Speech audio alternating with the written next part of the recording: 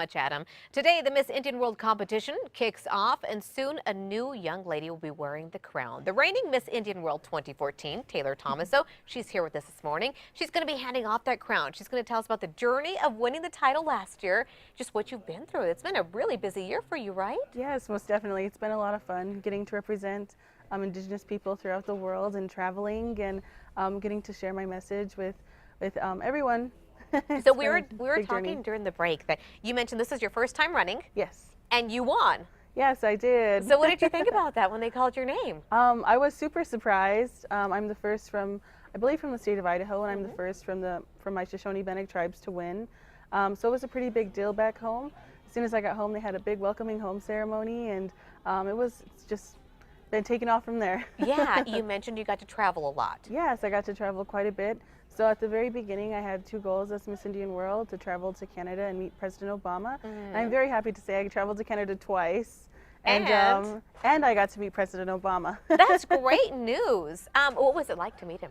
It was amazing. It was definitely a goal I've had set out since I was 16. Yeah. And so I finally got to do it as Miss Indian World. And I'd say he's a very amazing person. That's awesome. You know, I want to talk about your platform, because as Miss Indian World, you have a platform that you really want to pursue. Talk about your platform a little bit. What was it at the beginning?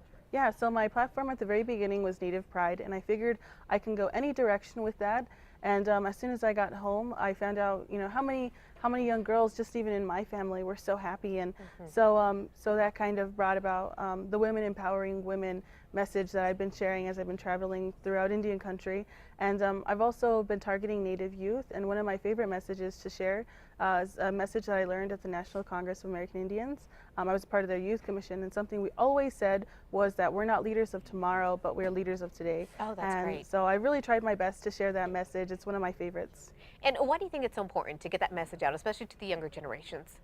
I believe, it's important that we share those messages because it's true, especially our Native American population.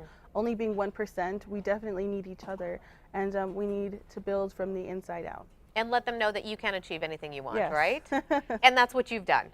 Yeah. You've even met the president. So let's talk about the competition. Pretty fierce this year. Any tips you have for the girls competing? I'd say just have a lot of fun. Get to know your sisters that are going to be there. The women that are coming to run in these competitions, I believe, they're so passionate about Indian country, and I just, knowing that you're a competitor with all these women, that it's a sisterhood. It's more of a sisterhood, and getting to know each other, because in the future we'll always need each other. Exactly. And once they're crowned, any word of advice for their year that you've really gone on? Yeah, I'd say have a lot of fun. Smile wherever you go.